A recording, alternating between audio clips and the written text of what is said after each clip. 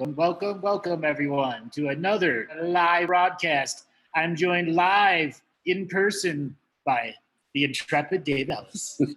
Hello, Andrew. How are you? Doing great today, David. So we're going to ask people that want to have questions about health, wellness, business. We particularly like questions from people who are in the wellness industry and don't have a lot of this experience. It is very common for light workers to have, let's just say, some awful trepidation dealing with business itself, not charging it right, not knowing what contracts are, so on and so forth. So, David, let's talk a little bit about business, the wellness industry, and how people should really see the internet for the advertising it is. Yes, well, we had actually an example today, didn't we? Yeah, we did. We had a practitioner, he's actually a chiropractor, who came to our studio today, and he needed advice on how to get around a intellectual property issue so that he could teach. And there were people that were preventing that from happening, so we did advise him. And I want to say something else. If you're on the spiritual path, business takes a different shape and a different form. So you're going to probably need some advice to set up businesses. We're here to help you with that. We're also here to help anyone who is in the process of setting up a business and don't know how to market yourselves. We would like to give as much advice as we can. We are also available for one-on-one sessions as well. But honestly speaking, if you have the opportunity to call in and bounce your ideas across us, we'll be happy to hear from you. All right, then. Let's spin the wheel of callers. Hi, where are you calling from today? Akron, Ohio. Akron, Ohio. Welcome to the show. So what question did you have for us? So I'm interested in starting into the hypnosis work, hypnotherapy, and what are your thoughts on that kind of work, and how do I market myself? Very good question. David, you're a hypnotherapist, aren't you? Yes, I am. Wow. So, Laurie, why do you learn hypnotherapy? I started watching a lady on YouTube. I don't know if I should say her name or not, but the way she worked with people and the forgiveness therapy and releasing things was just profound to me, and I want to do that. Okay, so have you learned hypnotherapy formally? I took a class with her. It was a 1-week class, and was very successful at it, but I'm feeling a little insecure yet, so I've signed up to take more training, get licensed. Excellent. So I'm a licensed hypnotherapist, so can I give you some advice or not really? Oh, yes, please. Okay, so first of all, well, you would know all this stuff, but our callers won't, so I'm just going to give some background. There's a difference between hypnosis and hypnotherapy. Hypnosis is a tool. Hypnotherapy is using that tool for therapeutic purposes. So there are different levels in hypnotherapy. Laurie, if you want to learn hypnotherapy, I suggest you attach yourself to an association that gives you updates on the latest techniques and so on. Okay, so I am a registered hypnotherapist with the International Association of Counselors and Therapists. Okay, you might want to find yourself an association, and that association will actually give you the marketing tools that you need and the exposure. That's the first suggestion that I would have for you. Getting licensed is important. What you said, you're in Ohio, am I correct? Yes. Do we have a mentorship group in Ohio? I think we do. So that is the first suggestion. What kind of hypnotherapy do you want to specialize in? I assume that you want to deal with trauma issues, or what do you want to deal with? Gestalt issues? What form? Forgiveness therapy, interpersonal therapy, spirit releasing spirit attachments, and past life. You want to do past life regression, right? Yes.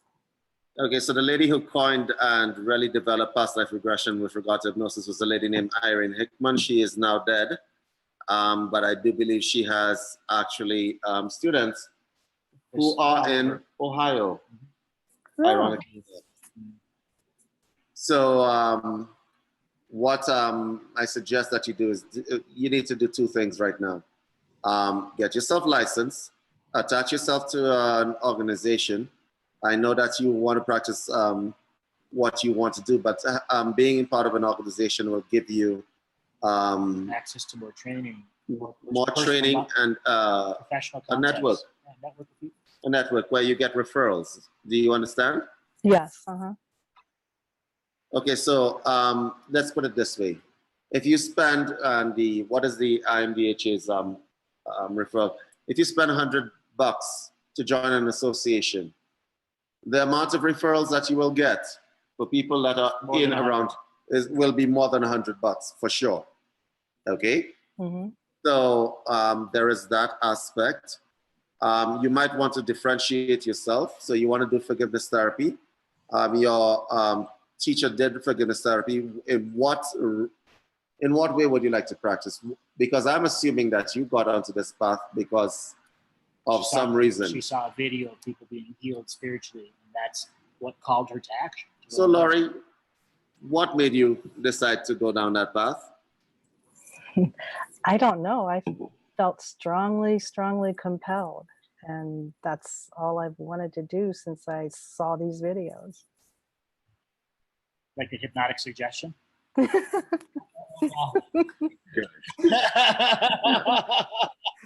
So Laurie, if you want to help people, then that is one of the most effective ways to help people, because the other alternative is the talking cure, psychotherapy. I'm also a psychotherapist who uses hypnosis. And I can tell you that psychotherapy takes a long time. Sometimes centuries. So hypnosis is more like the surgery to the general practice of counseling. Or physical therapy and surgery. Yes, the particular hypnotherapy you want to practice is requires a certain amount of skill sets. So I assume that you've gotten over the stage where you're worried about whether the induction works or it doesn't. Am I correct? Yeah, I'm bordering there. I just need more confidence. But bordering. What are you using as an induction method? Was it Dave Ellman? The Ellman technique. Yes. Okay, so you follow all the stages of the Ellman technique? Yes, and it works easily and quickly. Yes, it does. I know something that works in 3 minutes. Okay. I know something that works in 3 minutes. May I suggest you look into getting something called a Lucia light? Number 3. Yeah, it doesn't, there is no if, ands, or buts as to whether the individual takes the induction. Yeah, 100%. We're actually going to be demonstrating that at the next International Association of Counselors and Therapists convention next year. I know something that works in 3 minutes and is a lot more effective than any technique I've ever seen. We're actually looking at refining it right now because you might want to look into it. We have a practitioner system that we want to put forward to people that uses all their forms of biometric sensing, so that the person doing the induction has an awareness journey of what the body metrics are saying, how deep they really are. Agreed. I think we need to break that down. Okay, so the device that I'm talking about, and I know you probably, depending on whether you want to use the device or not, that's a Lucia light right there. Thank you, Robert. That Robert has put that up on the screen. What that does, it uses flickering light. They've discovered how consciousness works. So what it does, it actually creates your induction really, really quickly. And it takes the skill out of hypnotherapy, actually, which is slightly annoying for those of us who have refined. Decades learning the skill. But yes, when you use the Lucia light and you have powerful induction skills, you have more latitude and longitude with some of your suggestions having the potential of having longer term submental effects. Okay, so she would know the induction. That light, Laurie, may I make a suggestion? Mhm. If you have the means to get one, there are other lights out there. I believe there are two competitors. Anana. No, it's Ajna, and it's the Ajna light and the Pandora. Yeah, Pandora Star. Absolute garbage. Do not spend your money on it. I'm sorry. And the Anana one, You I'm can't. sorry. It is no comparison to what the You DCLO can't. does. It's okay, right? Right. But if you get these devices, Laurie, I think it would take your any insecurity you have about the induction out of the equation, which will allow you to concentrate on the therapeutic parts. Apart from that, in terms of marketing yourself and getting out there, what do you have right now? Let's talk business. Not a lot. I'm working my day job at a corporation and looking to retire soon and do this full time. What are you doing? What do you do? I work in a utility company in the office, admin type work. Utility company. Are we talking? Admin work. She does the admin work. Okay, so you're gonna need a Facebook page. You're gonna need to use social media. That's gonna be hard for you, I suspect. Do I sense a little bit of shyness there, Laurie? A little shyness, but I already have a Facebook page. And do you have a professional Facebook page? Yeah, not your private. Well, you're gonna need a professional Facebook page, and try to keep it as far away from your private page as you possibly can. Okay. And I would suggest that you make your private page private. Very you have private. to make a second account to have your private page do that. Facebook is evil that way. Yes. So anyway, you might want to do that. The other social media platform that you might want to do basically for what you do, LinkedIn. You definitely need a LinkedIn page. I assume that you have one right now. Am I correct? No, I don't. So okay, so you're going to be moving into professional practice. Okay, so you're probably going to need a LinkedIn page. You're going to need a Facebook page. You don't have to worry about the website right now, but you have to worry about refining and developing your specialness, your distinctiveness from other hypnotherapists. Okay, so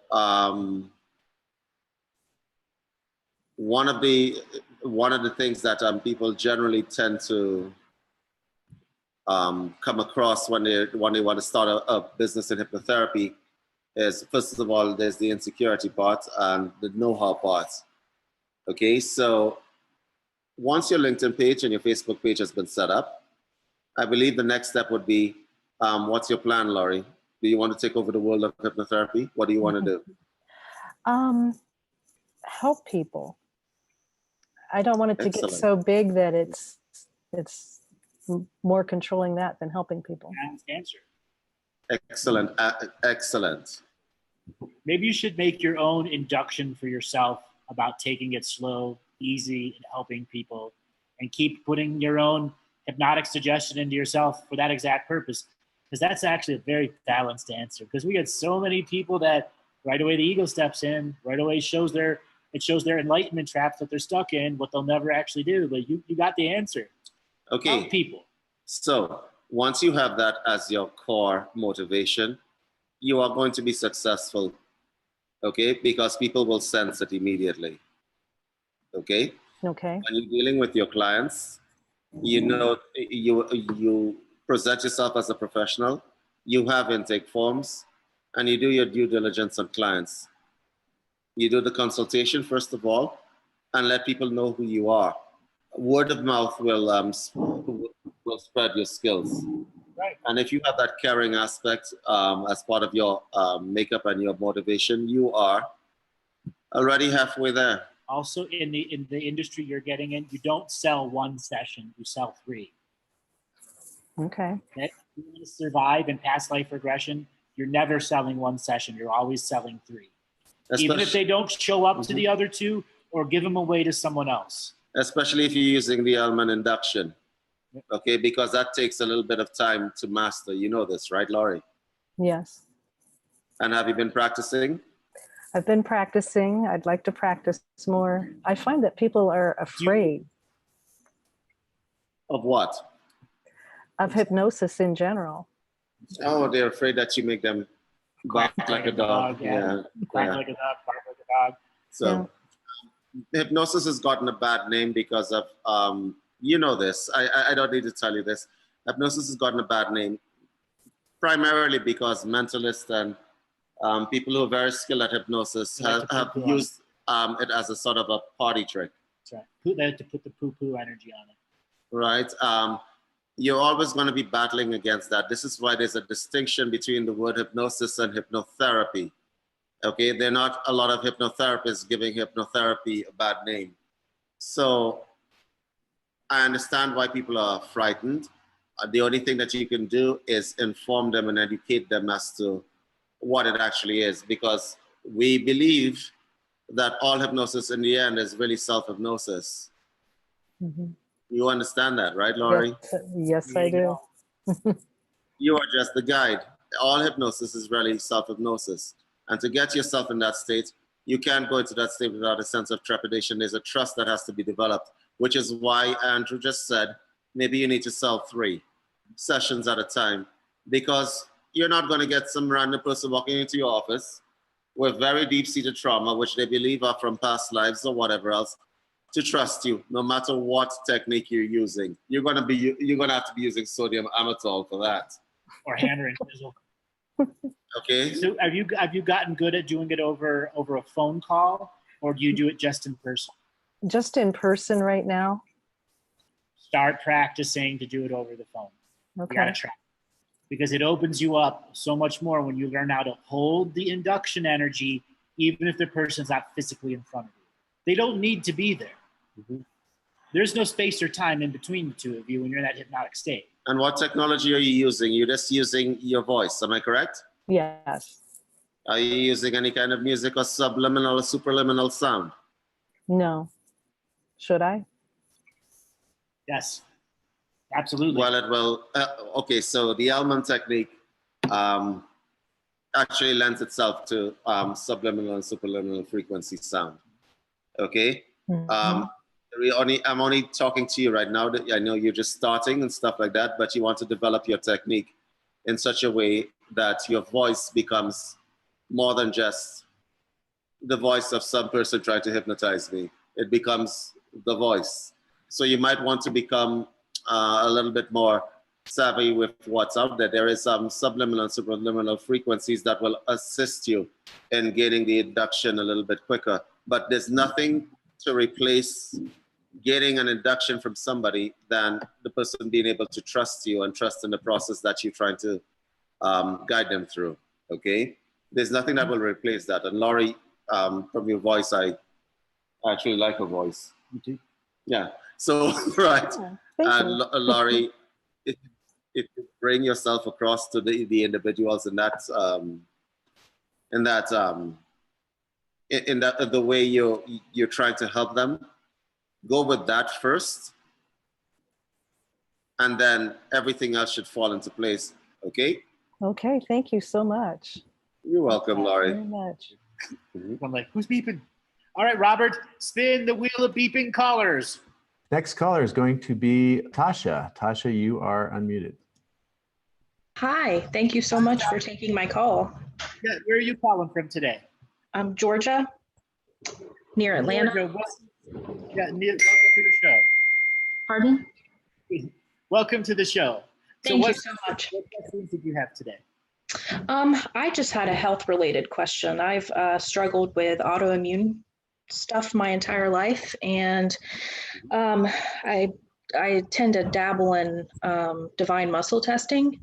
And most recently, I tested that one thing I needed to conquer was sovereignty consciousness.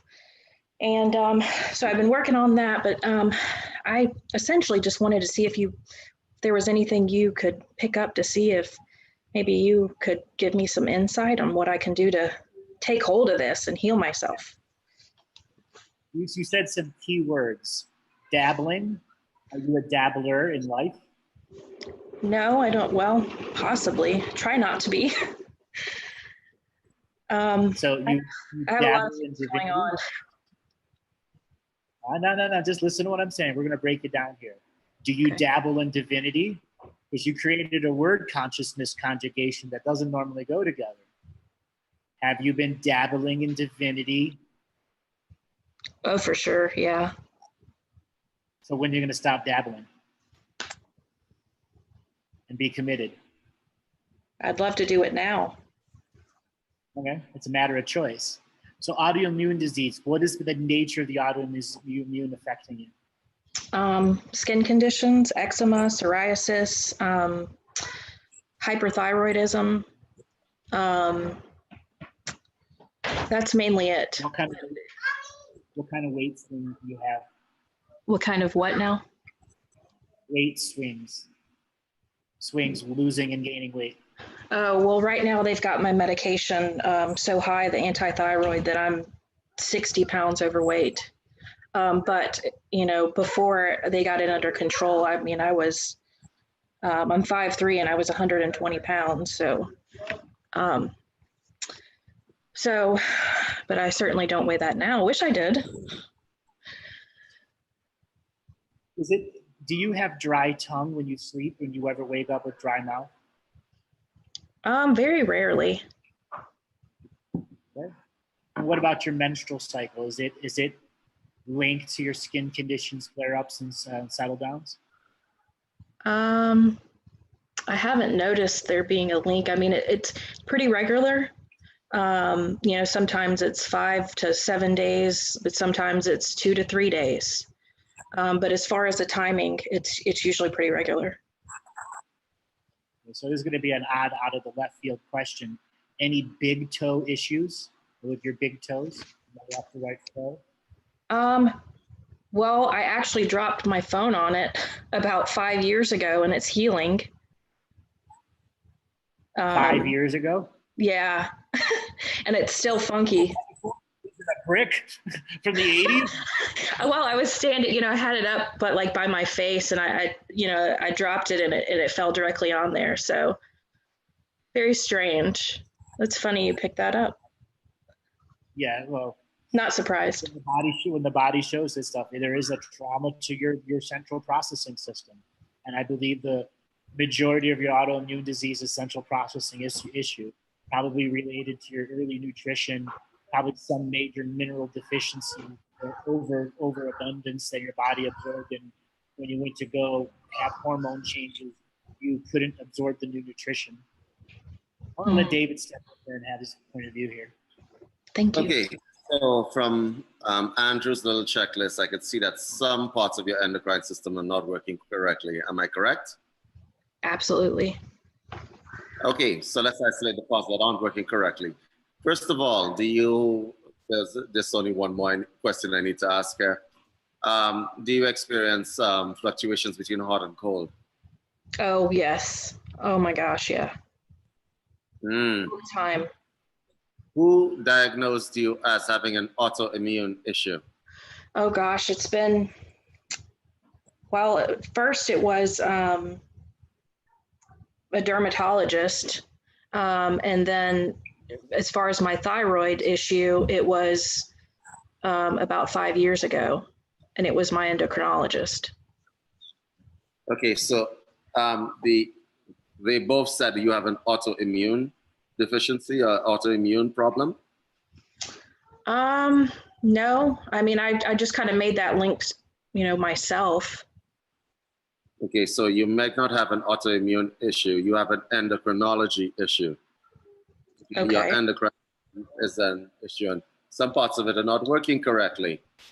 So the usual suspects with regard to causes of endocrine issues are poor nutrition. Pollution is one of them, actually. It's becoming more and more. Heavy metals. Heavy metals and so on. So we're going to try to isolate them with you on the line right now.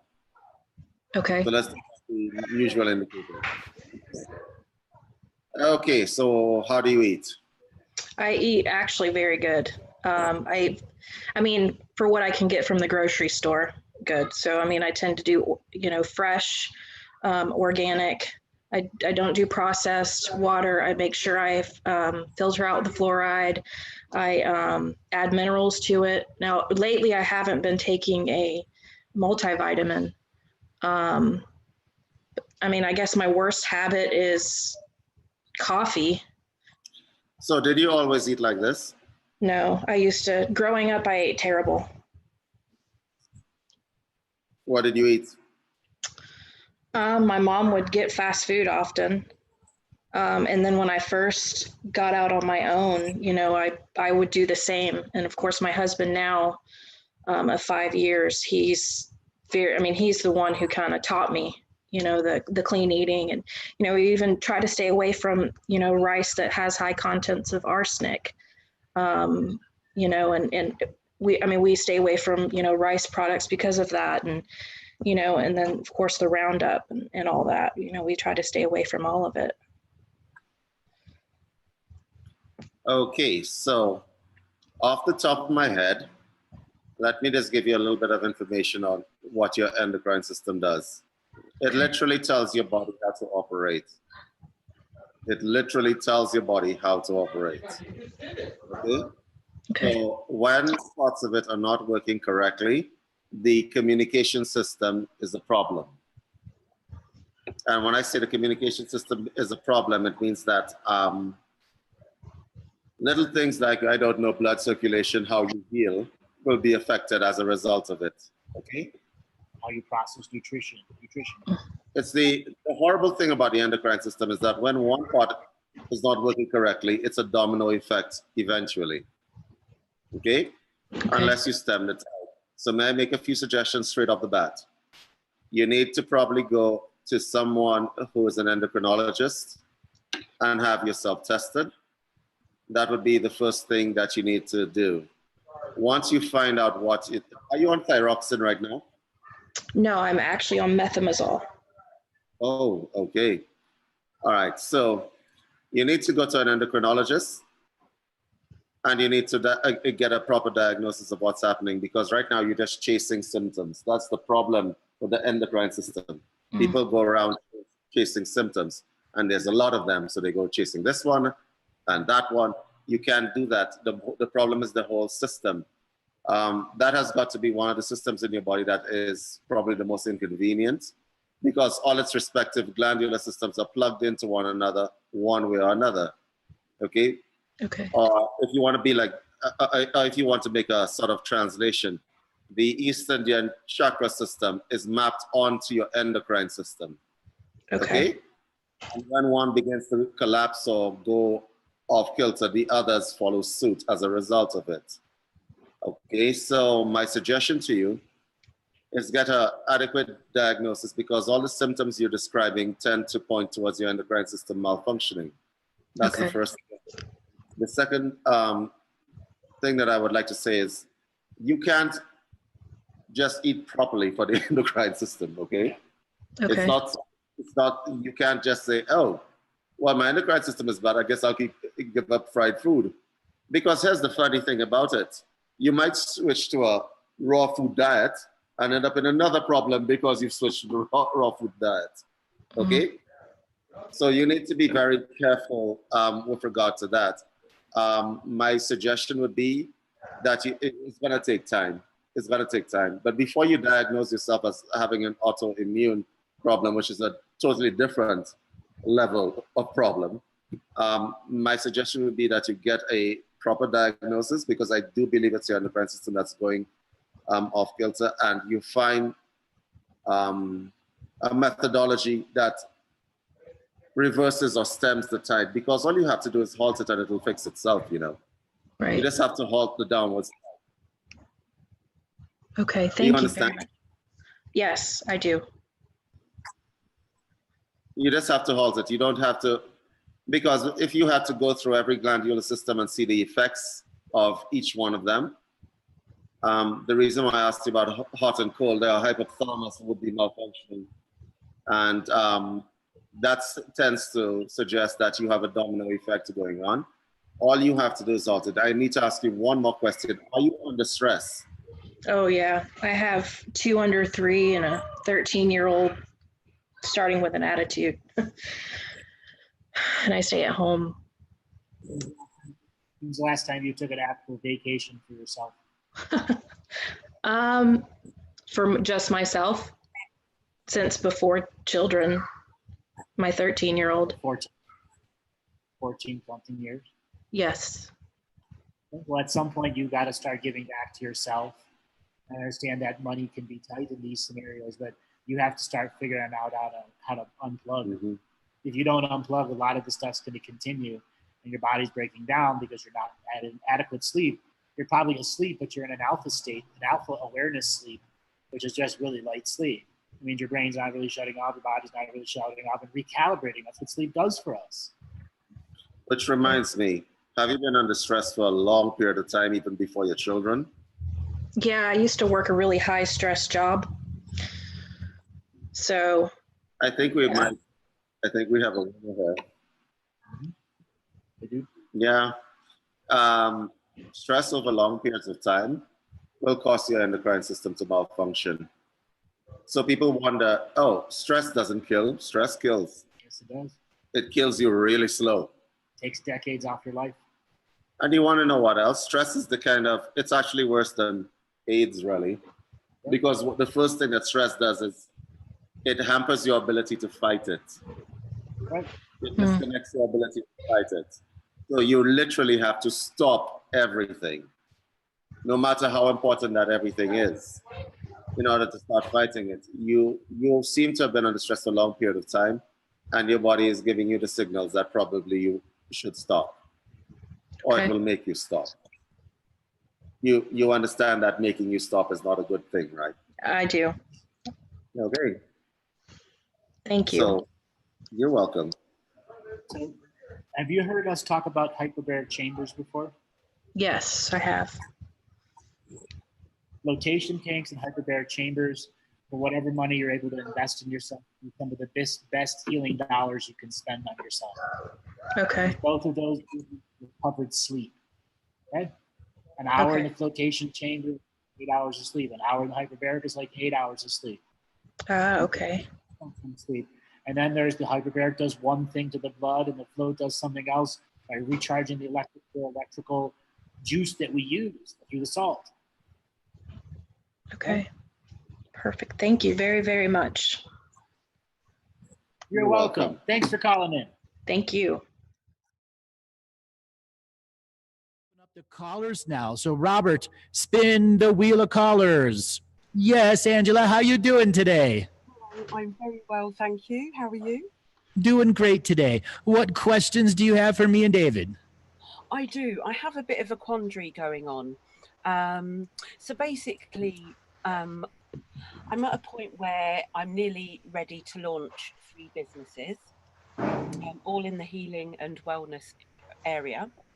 I really don't feel happy about registering with the System of Domination and Control or the Corporation of London. And I'm just sort of looking at options. Now, I prefer for my new enterprise to be in the 5th world of peace, where there isn't the level of domination and control in the 4 previous teaching worlds. That's really important to the way that I live. So I'd like to find a solution for that.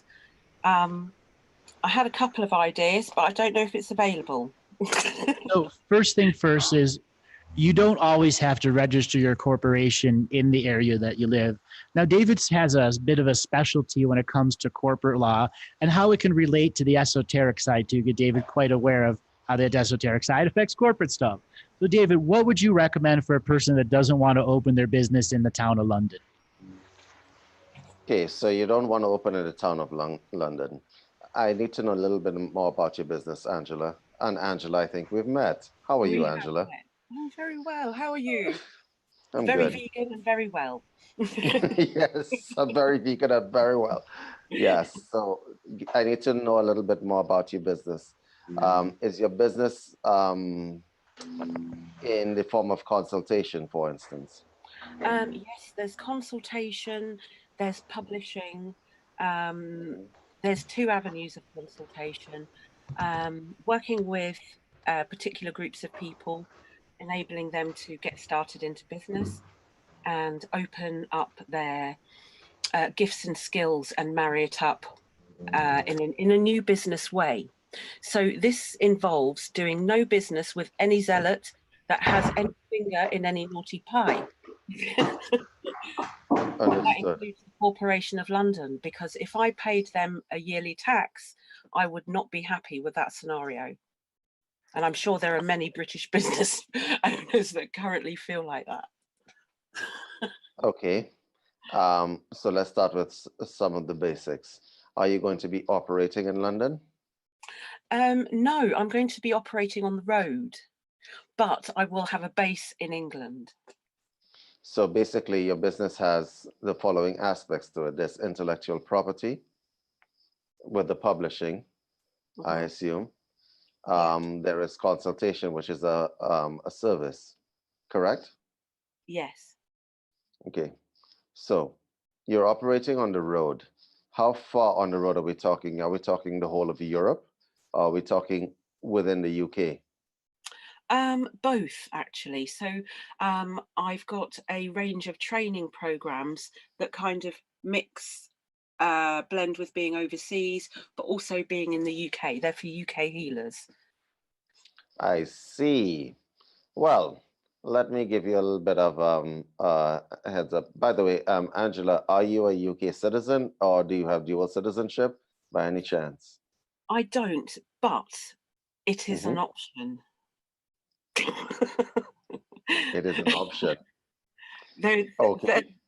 There is an option that, you know, but yeah, primarily I'm British.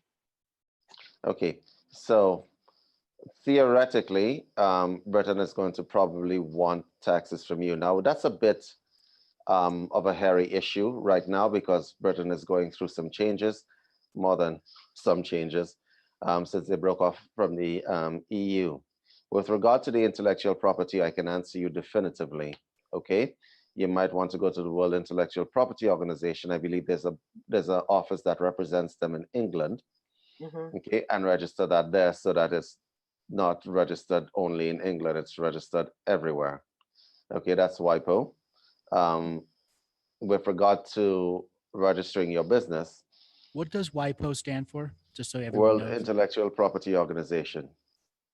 Okay. Its headquarters is in actually Madrid in Spain. Okay. With regard to it being an option in terms of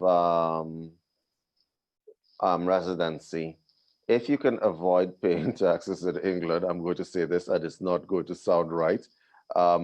You might want to, because you get taxed every which way, and Sundays you even get taxed when you're dead, from my understanding.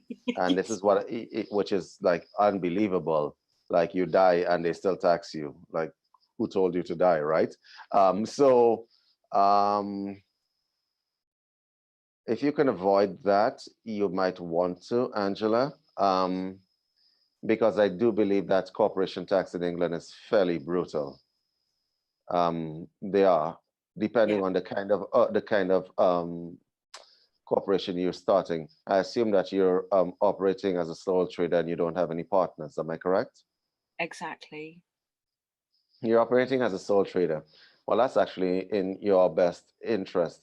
The ways that you can get around that legally, if you did have partners, what could happen is that the partner can register that business in their home country, okay? And you be a partner on that company, but England will still try to gain taxes off of you, okay? That is a statement of fact. Now, as for London, I'm not quite sure what London's tax structure is specifically, if there's some sort of sales tax on services or some value-added tax on services. I'm not quite sure, but I certainly understand your feelings with regard to the tax issue in London. But what you can do, if you have a really good friend that you trust, that I don't know, you might talk to regularly, right? You can start a company outside of England completely, and yeah, it won't be registered in England. I suppose I could give you further advice, probably off the show and not on air, but I could give you further advice. But basically, a corporation in the United States, for instance, it will be registered as a C Corp, normally speaking, and as an S corporation. So C basically means that the corporation is taxed, and S Corp means that the corporation takes a tax, but taxes at the principals or the governors, depending on where you are in the US. So in your situation, if you want to avoid quite a few things, you might want to have a friend register the corporation in a nice place where it's not horrible. Like, I'm going to say Delaware, for instance. That's the state in the United States that doesn't cooperate very well with the US government, or any other government for that matter. And in terms of paying taxes and so on, you are required to take a salary from that corporation, but then you can determine what that salary is, if you catch my drift. You catch my drift, right? I do catch your drift. So what I'd really like to do and see and envision for the future is this massive reduction in paperwork and actually having to register with anybody, because I don't feel personally that I need to do that. Because, and you know, and this ties into the idea, I want to register, I'll register my business affairs and dealings in the fifth world of peace. That's what I want to do. Here is my response to that. Please understand that because you live in the UK jurisdiction, and I want you to understand this, they will necessarily not understand anything you just said. So they will require taxes, and they will require registered, is depending on whether what you are doing is a regulated activity. So for instance, if there's consultation, what kind of consultation are we talking about? A sacred consultation of a personal nature that affects an area of a person's life, whether that is trauma, so whether it's soul work, whether it's business development work, whether it's policy work, and publications. But the emphasis here is that, for me personally, where I'm at is that there is no sacredness in having to register a business at all. Well, I certainly understand your feelings. But they don't care about your feelings. And inevitably, like any of the big movie stars that have gotten caught for 10, 20, $30 million in tax evasion, all sought the same thing as an inevitability going to happen to you. And that there is a part of you who doesn't want that, but also knows that you have to work with what the system is giving you. There are other ways around it. There's other shell corporations that you can create, but ultimately you're never going to evade the taxman, because that is the way it has been set up.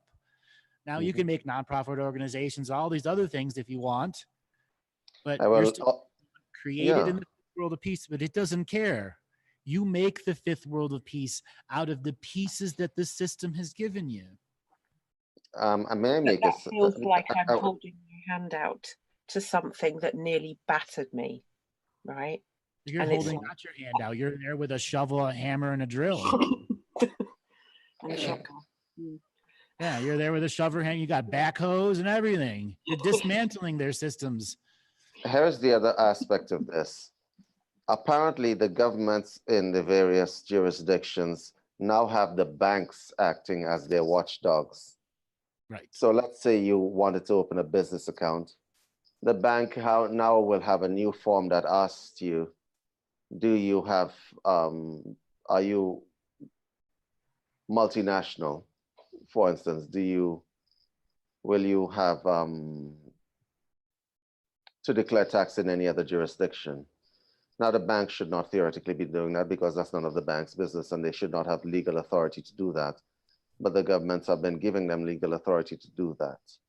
Okay? So I'm just letting you guys know the banks are also going to be a problem, right? When you're trying to do esoteric businesses and you feel like Angela does. Angela, may I make a suggestion here? Mhm. My suggestion is, with regard to registering with certain organizations, the least amount of information that you give, the better. You just gave me a lot of information, okay?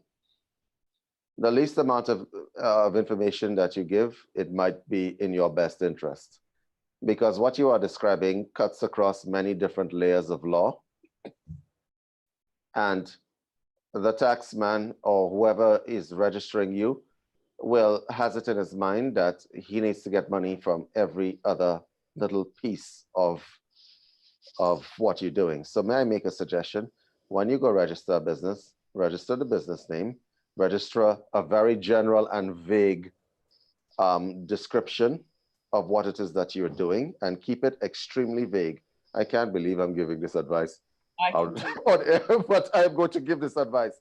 Keep it extremely vague. And I'm telling the rest of the audience this because the more you talk, the more you're going to regret it.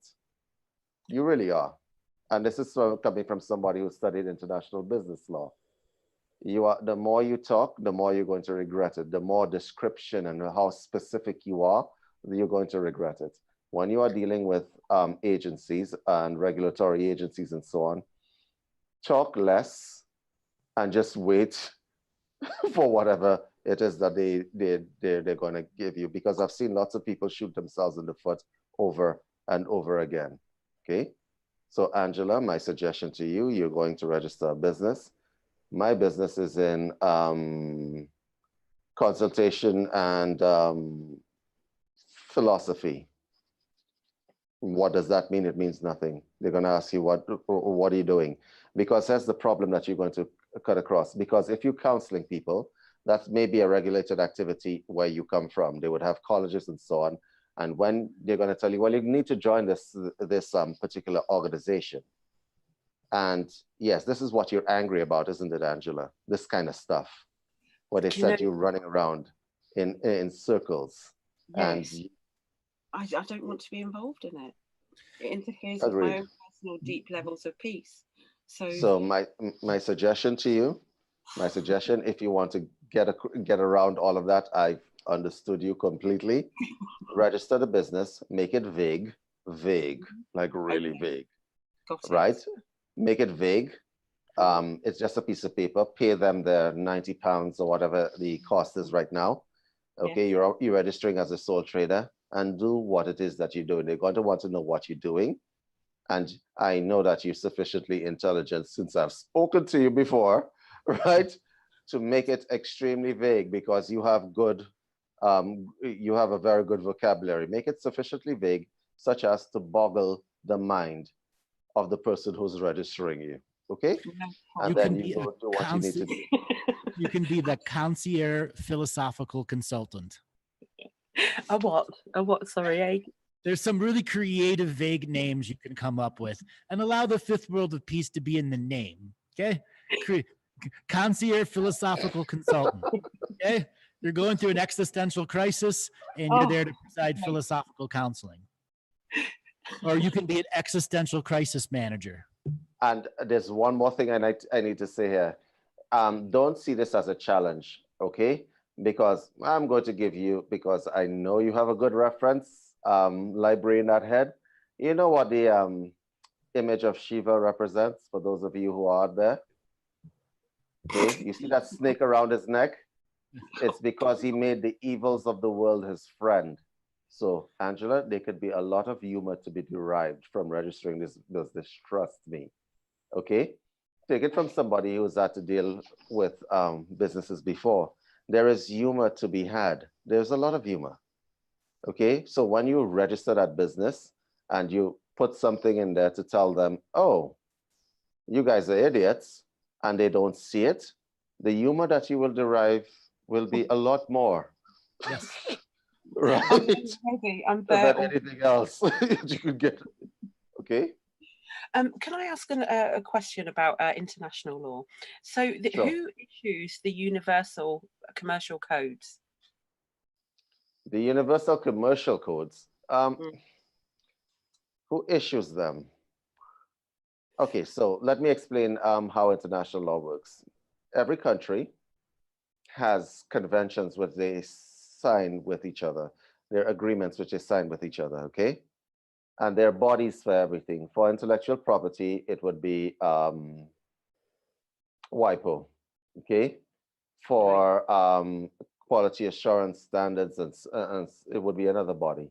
So to say that one particular body issues them is not necessarily correct. In the EU, you all have a specific kind of law which is highly bureaucratic.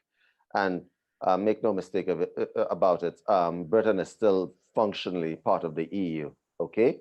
So it's exceedingly bureaucratic. So you pull people from different places, kind of like the UN, and they hash out the code. So they have a bunch of people who sit down and they pretty much formulate whatever they want to formulate. And they usually get it wrong, which is why everybody gets upset and leaves. So no one body does that, not one nation does that. But I will have to say that certain nations have a bigger influence than others, if you catch my drift. Okay. Certain nations have a bigger influence than others in policy making, in everything. I'll give you an example of what I'm talking about. So do you know what, I'll give you an example of what I'm talking about in international law. You know the UN General Assembly? Yes. Okay, so it's made up of 5 nations, correct? And how could that be fair? Well, any one nation can veto the decisions of the rest of the 4. You know that. This is not a majority thing. Okay? Which is why you got Russia on one side vetoing stuff, you got China on another side vetoing stuff, and you have the US vetoing stuff. But I don't want to get into that kind of political discussion. This is not a show for that. But basically, if you catch my drift, I do. Certain nations will historically and through the fact that they have more revenue, have a bigger influence on commercial coding and everything else than others. Okay, but if you, in terms of dispute, resolution, if you want to take it to court, you will find that if you're disputing any kind of commercial code, you are sure to lose. Okay, right. So my suggestion is work with what you have, get around that system that you don't like, right, while using the system that you don't like. Okay, because I'll try. You can also offer system existential counseling. So you consult the system. I mean, there's some really cool names you could put up there. Yeah, board systems. Yes. Board and tied systems. Yeah. Consultant. Yeah. Okay, great. Thank you. That's wonderful. Thank you very much. Thanks, Angela. Take care. All right, Ed. Thank you so much for calling in, and we'll talk again soon. Thanks a lot. Bye. Bye. All right, spin the wheel of, hold on one second. I saw somebody had another business question here. Irene. David, where can I find out about not paying tax? We registered our company already, but I do have dual citizenship. Is Irene's hand raised? Robert, is Irene's hand raised? I do not see it, but I can select her. We can answer that question. Irene, you're unmuted. Hello, Irene. She might not be there. She's at work. Yeah. So she's at work. She probably has it in her hair.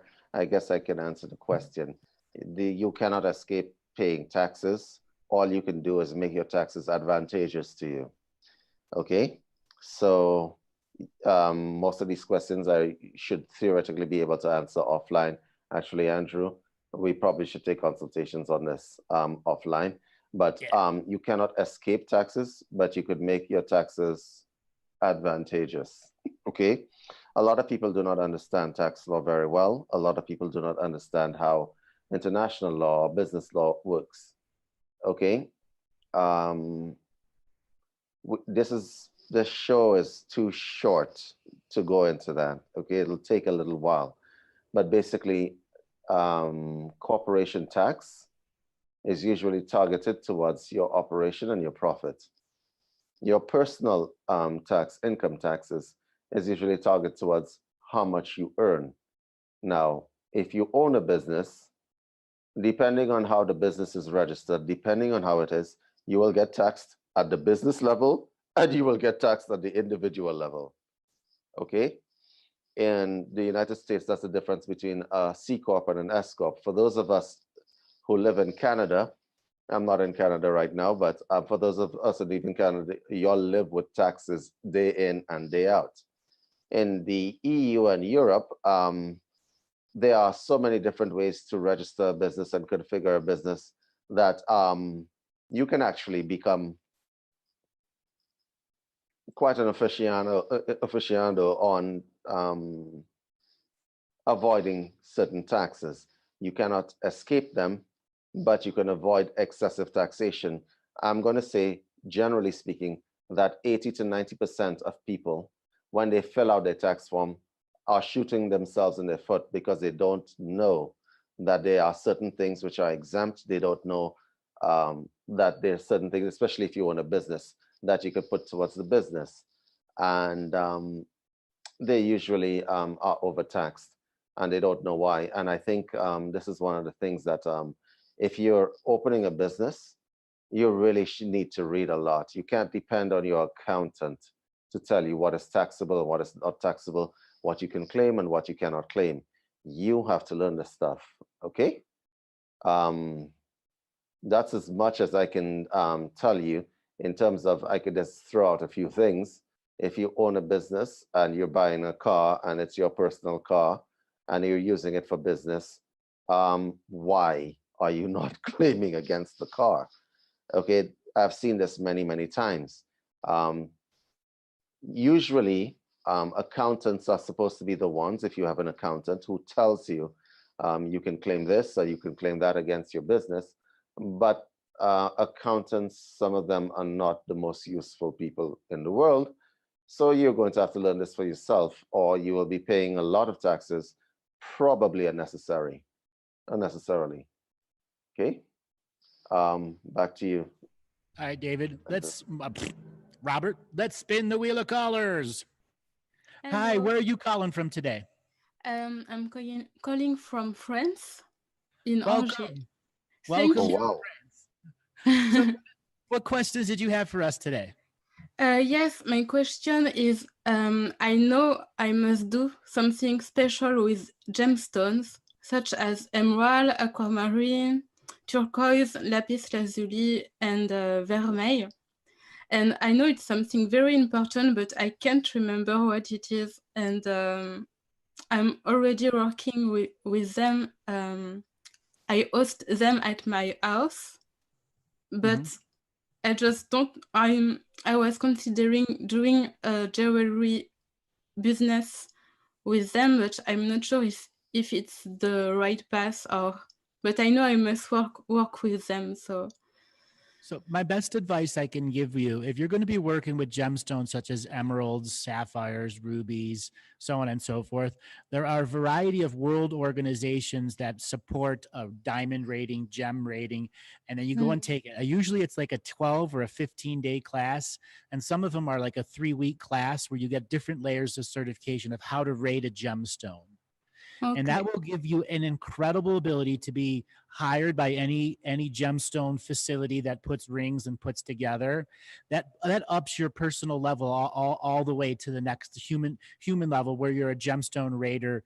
You can then be a part of the raw gemstone industry, where you're going to get to see the best ones versus what is low quality. Now, as for making your own jewelry, hundreds and thousands of people are doing it. What is your idea going to make yours any different than anyone else's? Here is where many people who get into the jewelry industry, they feel just because they've made something that everyone's going to buy it. It has to have a sparkle to it far more than the gem. And that is where your personal creativity. Now, there are a variety of other classes that are associated with the gemstone industry that are specific for building rings, building necklaces. And there's classes all over the world that are related to the gemstone industry that if you were to put some money aside, you could go and privately take those and have all the education you would need to get into the gemstone industry. Now, I know you have a spiritual reason behind it, that the stones are calling to you. Stones have been calling to human beings since the dawn of spirituality. The rocks on the ground have been calling people to pick them up and make objects out of them since the dawn of people seeing rocks. It's nothing new, but it's something ancient in everyone's soul. And when I get people like you who come to me and say they want to open a business, they want to do this, the stones have spoke to you.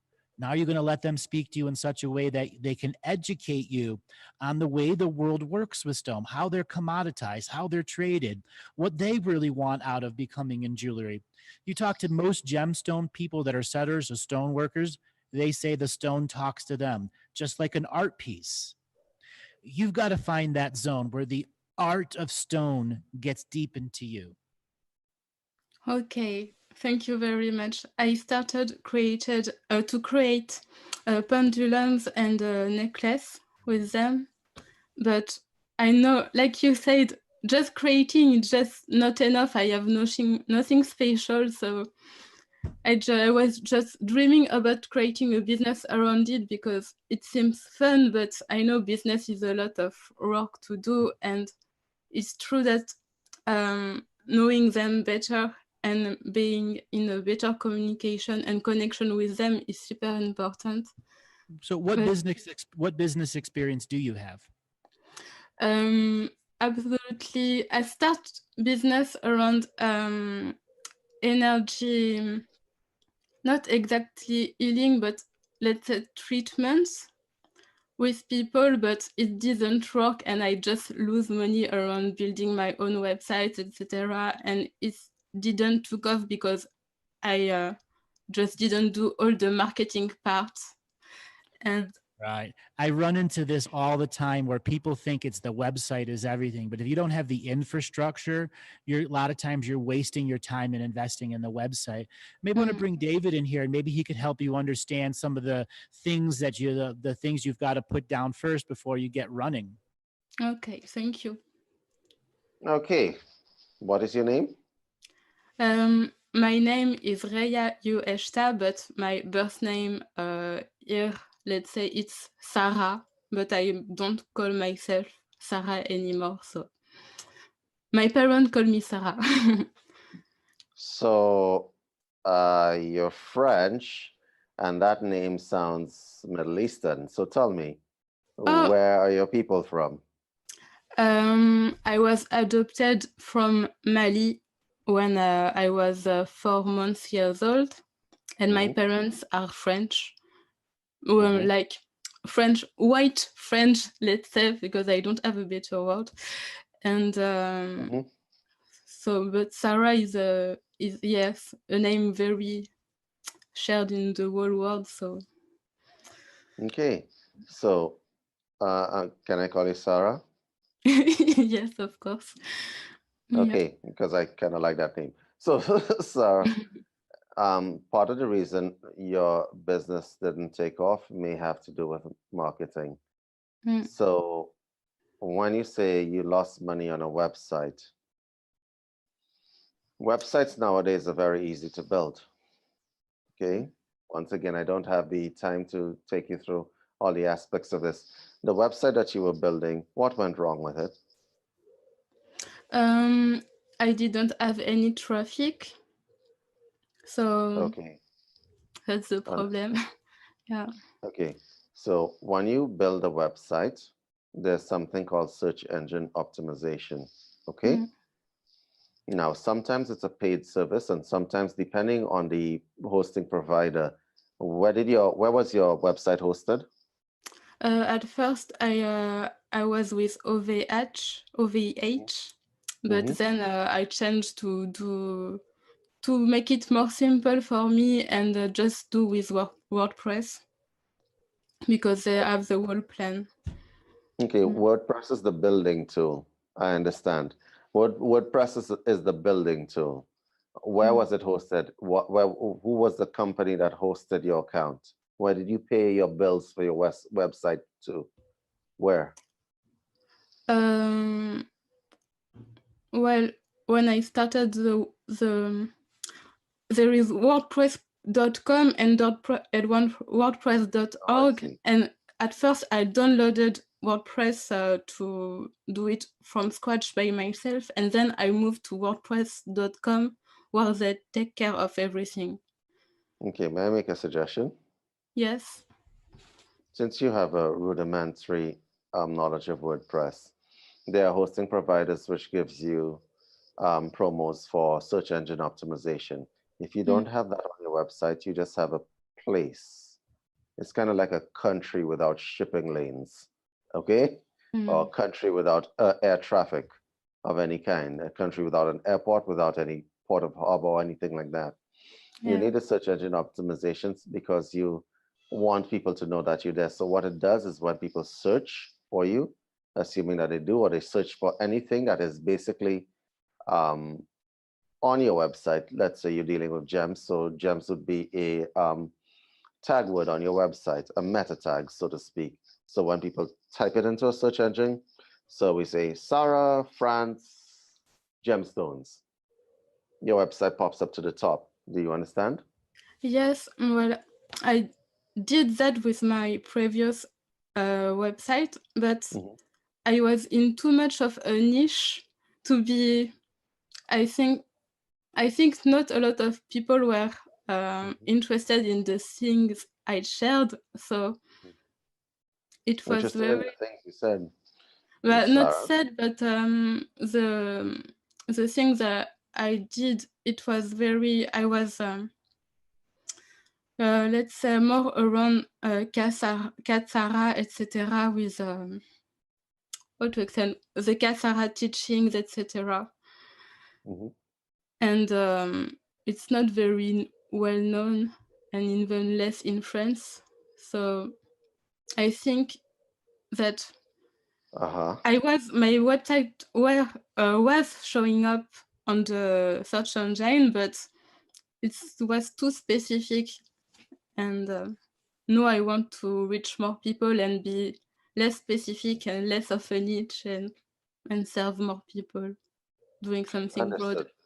So you've learned a business lesson. Yeah. Being too specific can hurt your business. Yeah. That's number one. Number two, may I make a suggestion? Yes. What you're telling me, you want here the business problems that you're having right now. And I'm going to start from the mind. Okay, the business problem that you're having right now is, do you have an idea in your mind of how you want your business to be? Do you have an idea in your mind of how you want to be seen? How do you want to be seen every day, or where you want to be in 5 years? Do you have any of that in your mind right now? Yes, but I dream very big, so it's okay, no, that's fine. That's fine. People have to start from somewhere. So you want to take over the world in gemstones, and that's fine. So if you have it, you need to detail it. You need to detail it in very specific ways. So now let me do some project management consultation with you in 5 minutes flat. Robert, do I have 5 minutes? Do I have 3 minutes? You could take 3 or 5. Okay, I'm going to try 3. So, Sarah, first thing is first, you need to do something called a feasibility study. Okay? So you have an idea, you have a concept. Feasibility study. See who is out there, market research. You do your market research. You see who is out there doing what it is that you're doing. Okay? Yes. You must make this, especially, first of all, in France, then in the European Union, then worldwide. See who's doing what it is that you're doing, okay? Or something close or similar to what you're doing.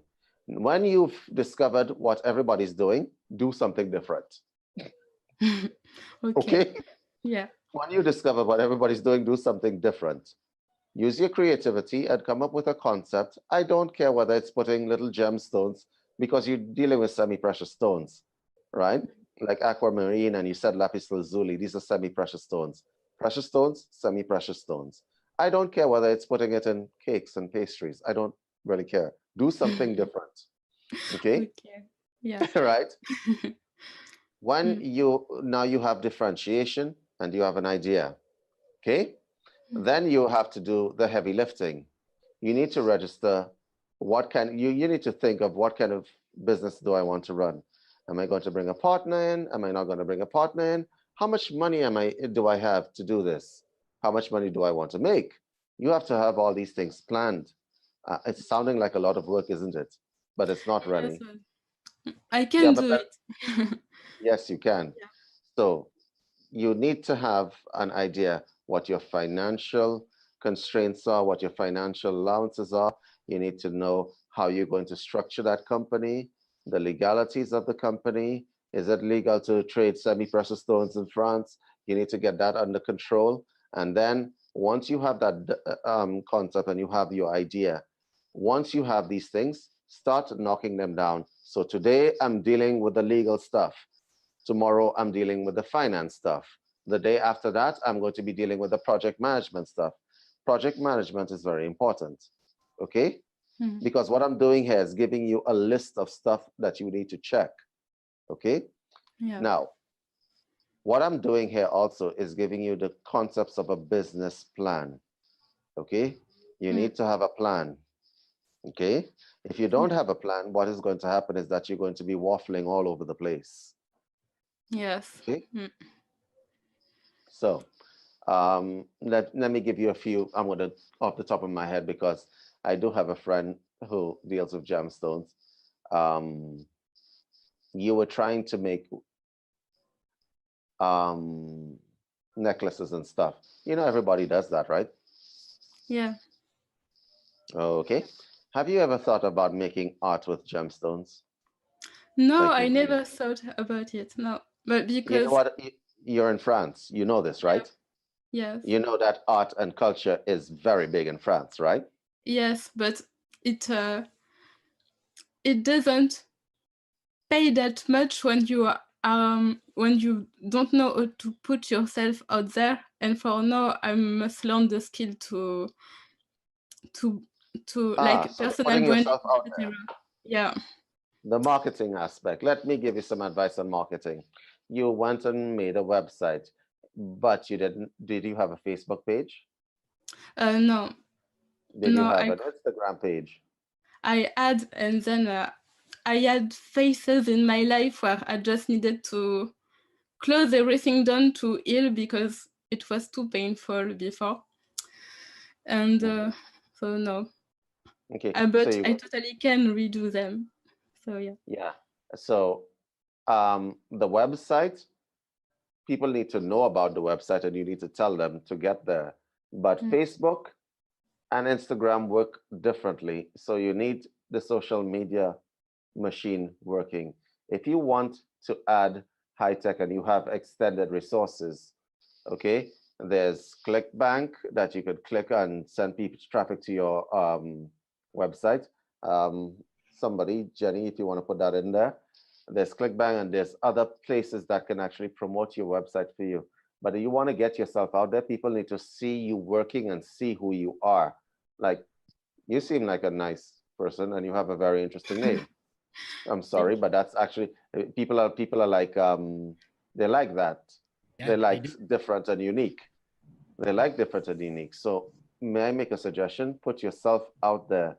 I suspect part of you is a little bit cautious about how you step in business. Yeah. Business is like one of the exercises in human life where it's literally like jumping off the cliff. You can't jump off with half of your body. You need to jump off with everything. Okay? All right. So you can't be halfway in and halfway out. Be committed. Put yourself out there. I don't think you have a business problem as much as you have just a bit of a directional problem in terms of the project manager. Make plans, execute them one after the other. Okay, that's number one. Number two, be committed. Be very, very committed. Okay, so get yourself social media accounts and put yourself out there. You're going to get negative feedback because it's social media, but you're also going to get positive feedback. Okay? Okay. All right. Thank you so much for calling in, Sarah. Thank you very much. You're welcome. Have a great day. So, David, we have another business question. We're going to bring on Greg, and he has an idea that he's working on for educating children and parents. Greg, are you there? Mm-hmm.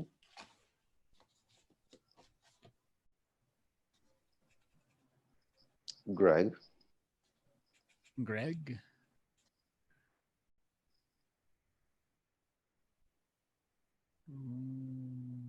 It won't.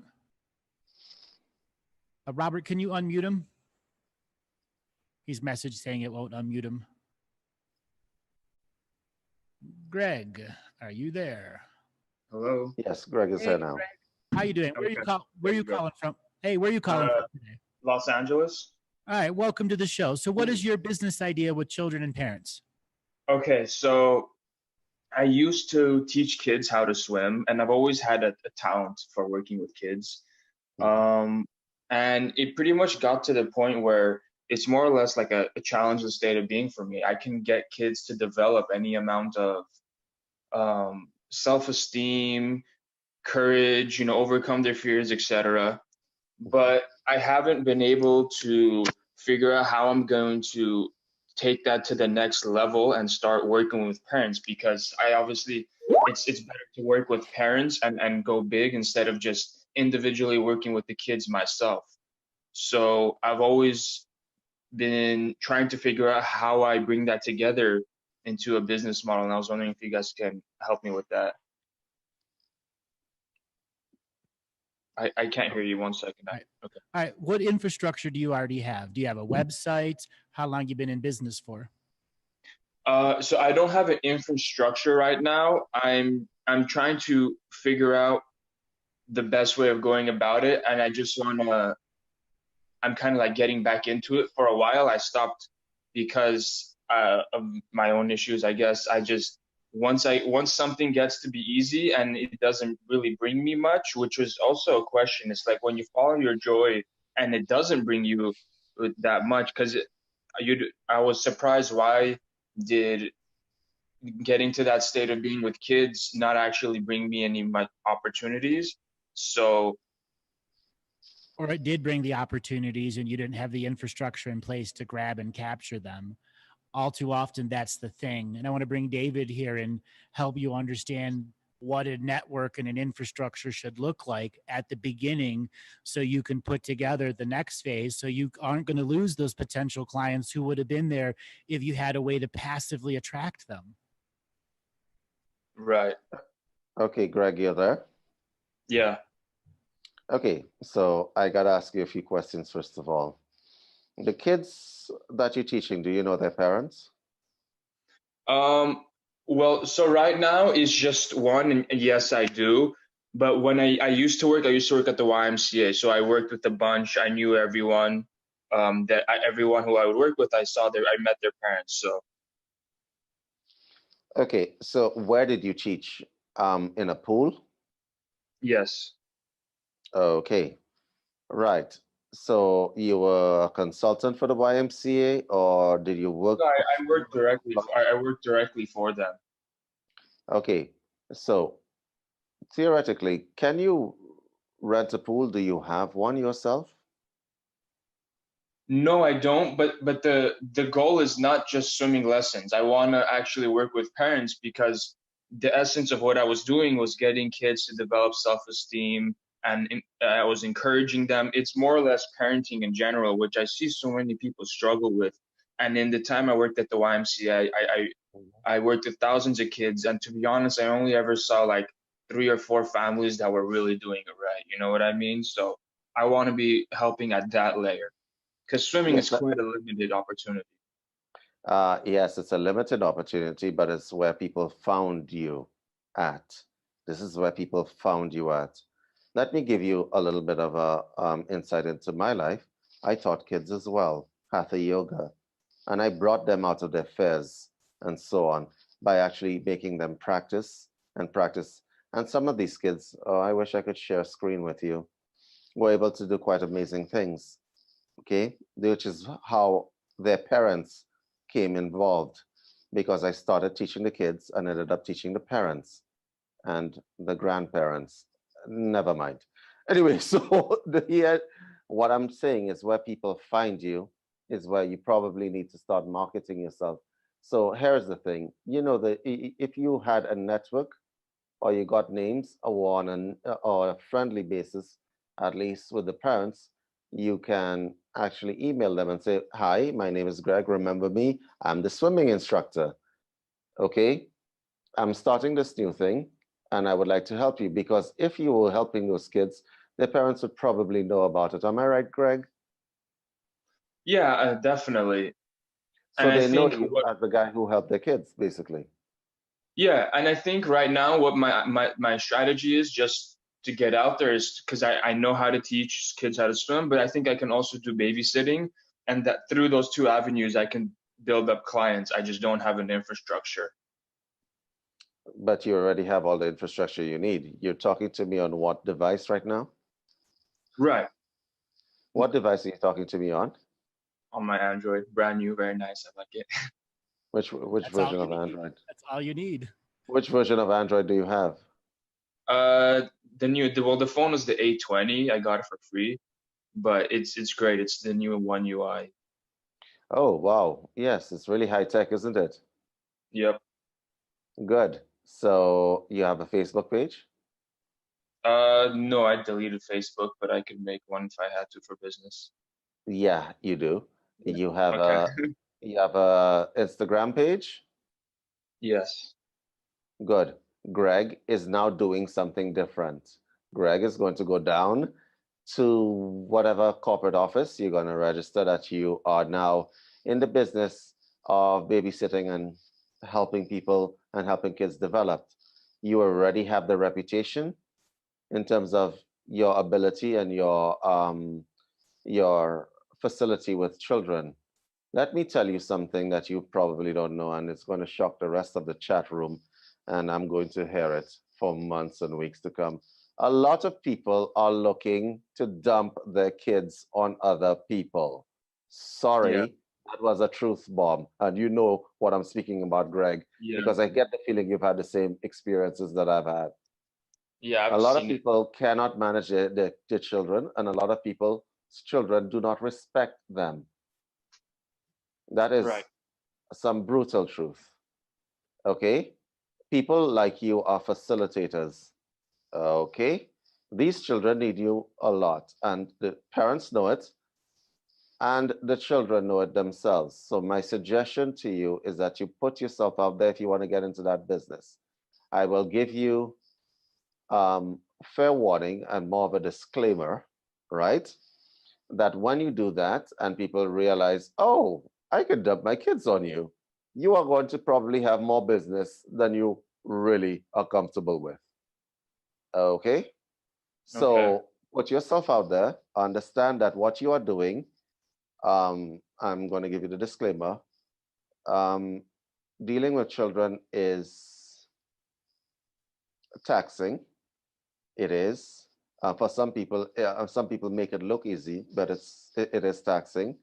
Because they need a lot of attention and they need a lot of care. Okay? Please understand that children make you care about them whether you want to or not. They make you care about them. I'm giving you these disclaimers because I know exactly where you're at.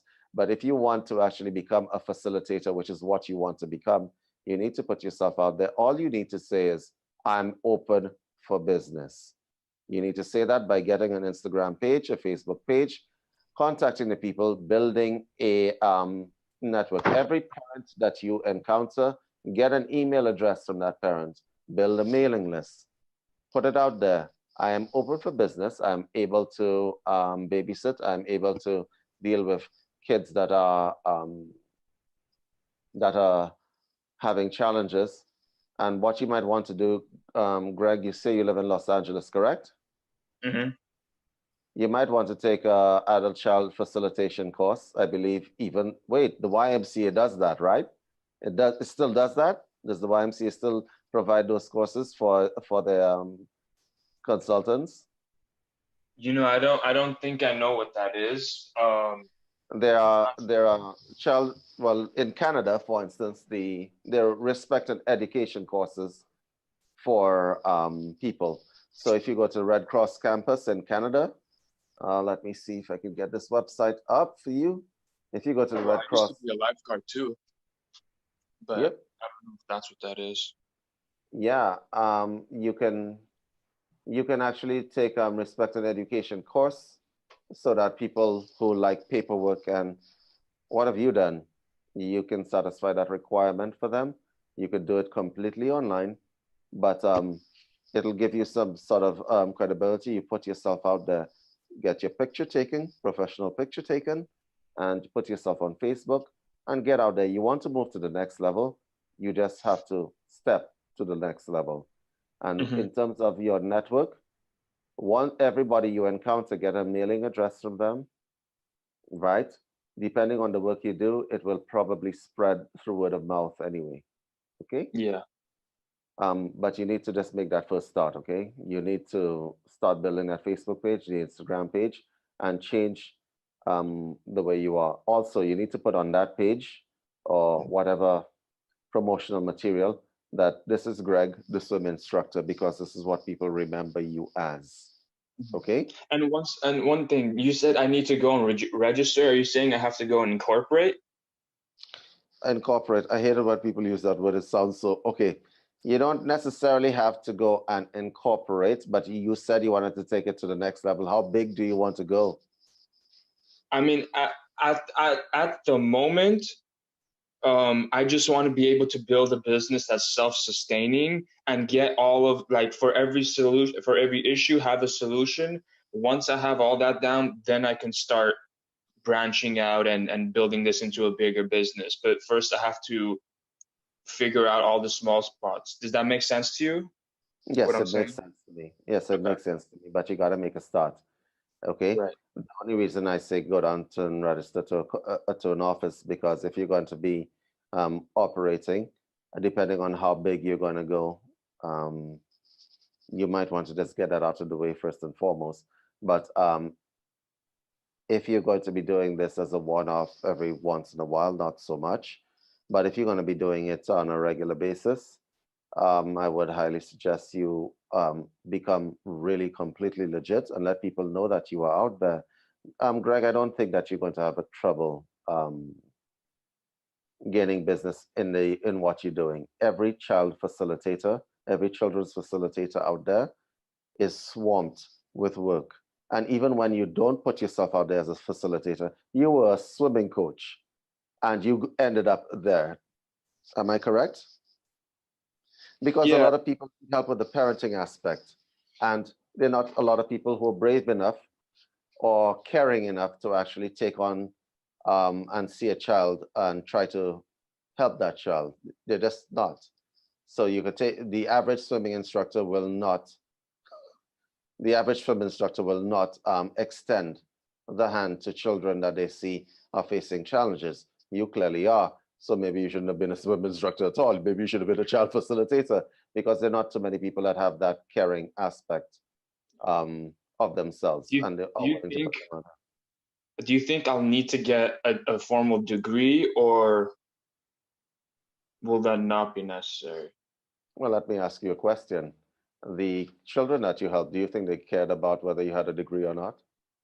No, but the parents will look into that stuff once you start to get bigger, right? Here's what once you start to get bigger, how big do you want to go? Which is what the question I asked you. When you become like a state level institution, okay? If you become a state, you're gonna need to probably get higher degrees, but I would suggest you start with respect and education courses as a facilitator.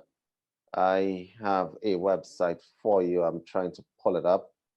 Yeah, because I don't really have, there isn't really anything I can't accomplish with kids. So I don't really, as far as my skill set goes, I don't have much of a limitation as far as, like, I could influence the education system should I be able to, like, finesse my way into that world. But that's its own thing. As far as the skill set of working with kids, I don't really have any blockages. Okay, excellent. Jenny, if you could just drop into the chat if you're listening to me, redcrosscampus.ca. If you could just check out the website and click on the tab Respect and Education Courses, copy the link and drop it into the chat and help this man out, because if you just start with these courses and then build yourself, get money, and then you could go do your degree in child psychology if you wanted to. Okay?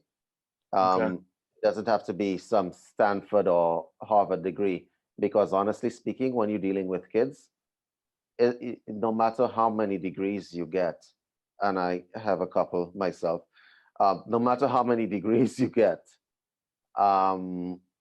it will not prepare you for dealing with children. Okay, it just Yeah, won't. I know. That's You're for the either parents. yeah, you're either natural at it, or you probably aren't, or you have the skill for it. But most people do not. Um, so I could say yes, the parents will look for the degree, but the truth of the matter is that it's like, can you get a degree to become a parent? No, you can't. You just have to step in. Okay. Yeah, that's a really good, I guess you could say, comeback. Yeah. I like that Yeah. one. So, okay. We have a bell. Thank All you right. for calling. Thank you so much. All right. So, Robert, let's bring in Sarkis. He has emailed in a business plan question, and we want to open the field for somebody else that's in the business world that needs advice at many different levels. Sarkis, are you there? Yes, I'm here. Hi, Great. Andrew. How Hi, you David. doing? So, what Hey, is Sarkis. the business plan thing or question that you want to state for both me and David? All right. I'm more really like interested in the business correlation to the spiritual world. Okay. And one of my first question is really knowing how the business model in the physical world is really translated on the other side. So, why don't you explain the business model that you're working with? So I'm working with. You got to come closer to the phone. We can With, barely hear you. Sure. Can you hear me? Yes. It still sounds quite distant. Okay. Let me find a way to make it better. But anyway, I will try my best while I'm finding my headphones. So I'm working with and I'm trying to come up with an app in the gaming and betting environment that will definitely allow anybody to be able to own like a virtual casino online, sort of helping people making money on their part time. So you have an app or a code that you want to install that'll work for the online gaming industry and gambling industry? Yes, that's correct. And it can plug into any of their pay services? Yeah, exactly. But the model itself, what's unique about it is we are flipping the table on the regular casino system. In this case, the one betting will be the casino, not the regular user. So the regular user will be owning a virtual casino online, and the one betting against them will be a land-based casino. You're breaking up really bad, and there's some important information. David, are you able to hear him? Yes, let me see if I can repeat what he's trying to say there. He wants to create an app that will allow regular users to create virtual casinos. Am I correct? That's correct. And the virtual casinos will be online, and regular casinos or land-based casinos can actually dial in and bet against the house, which is the user, correct? Yes. That's correct. Right. Yes. So you're making casinos bet against online casinos. Okay. All right. Correct. So let's do the deep skin treatment into your plan, shall we? Because I should be calling you Robin Hood, shouldn't I? Because yes. you're Robin from the rich to give to the poor. I should be calling you Robin Hood, shouldn't I? So, okay. So, have you a model as to why the land-based casinos would want to do that? Because if I owned a land-based casino, I wouldn't gamble. You know what I mean? Yes. Well, the thing is, this model will allow any land-based casino to expand the online user base, because in the US, the regulation only allows online casino to function only within the state's confine. But once we flip the model in this way, any user around the US will be able to engage the land-based casino. I see. but the users get to create their own virtual casinos. That's right. I have understood you. Okay, so what we have here is a disruptor, Andrew. Uh-huh. You want to know what it's doing in the unseen world? Let's talk about how it's seen world implications. Okay. Go ahead, Andrew. So Sarkis has been a client of mine for quite some time, and I'm really glad that he called in with this question. And we've talked about him growing this model and getting it out there. What I want to do is I want to break the model down so people understand the genius behind what he's done here. Mm-hmm. I like it because he's a disruptor on both sides of the fence. He's a disruptor to their business model, but he's helping them disrupt a system model. I like it. Lo, really, I really like it, actually. So, what advice do you need from us? I am 100% willing to help you here. Tell me. You may pick my brain. Well, sure. I kind of know exactly what this business model will be doing on the unseen world, but it's just like if you guys can give me more perspective on how usually business model in the physical world is translated in the unseen world, I can kind of picture it more better, actually. Well, you're trying to disrupt energy. You are. And that's going to be very successful in the short term. Please keep in mind that the land-based casinos are not your problem. Your problem will be the regulation authorities of the US. They will try to catch up really quickly. But definitely, I think we work with a couple of attorneys to make sure that we are not, it's not like we want to get in trouble. We make sure that we kind of want to stay on the right side of the fence as well. But I think it might take them some time to kind of change the rules and stuff like that, and maybe it might be too late. Yes, correct. I understand where you're going with that. Do you understand why they lock it within the states? Do you know the reason why, the rationale?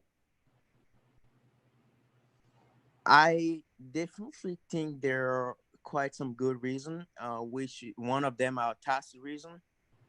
I think the second one might be just to make sure that there is no money laundering action behind the scene. Well, correct. So it's any money laundering attempts, which is actually kind of interesting. There is an online casino platform already, which is fine. But what your model is a little bit different because it allows users to have power, right? I understand what That's correct. The dissemination of power. And Andrew, you can tell them exactly what happens on the unseen world when you do that. Go ahead. Dissemination of power means that things that like to take power are going to be attracted to the system that you're creating. So you have to build into the system an automation of self-spiritual hygiene.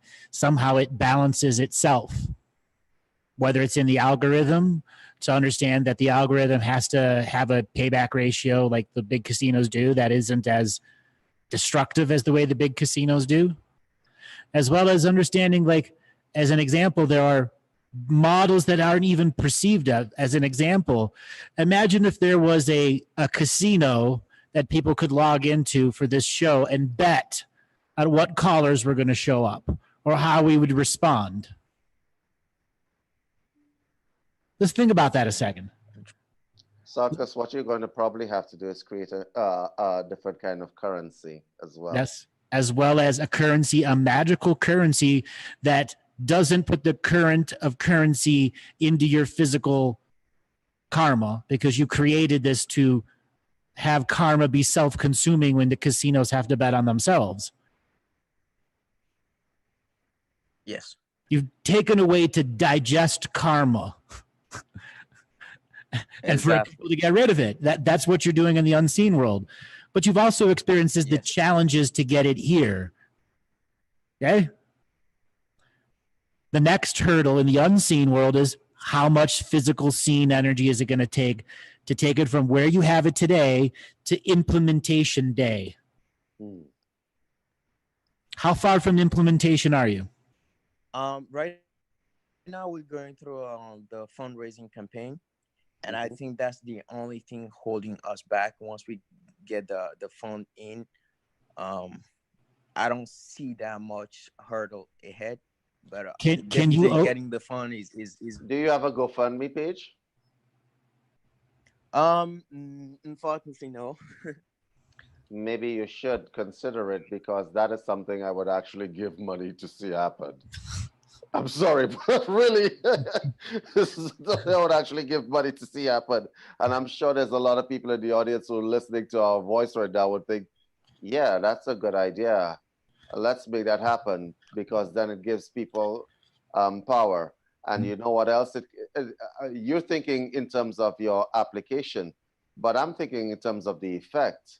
Yeah, me too. I'm thinking in terms of the effect.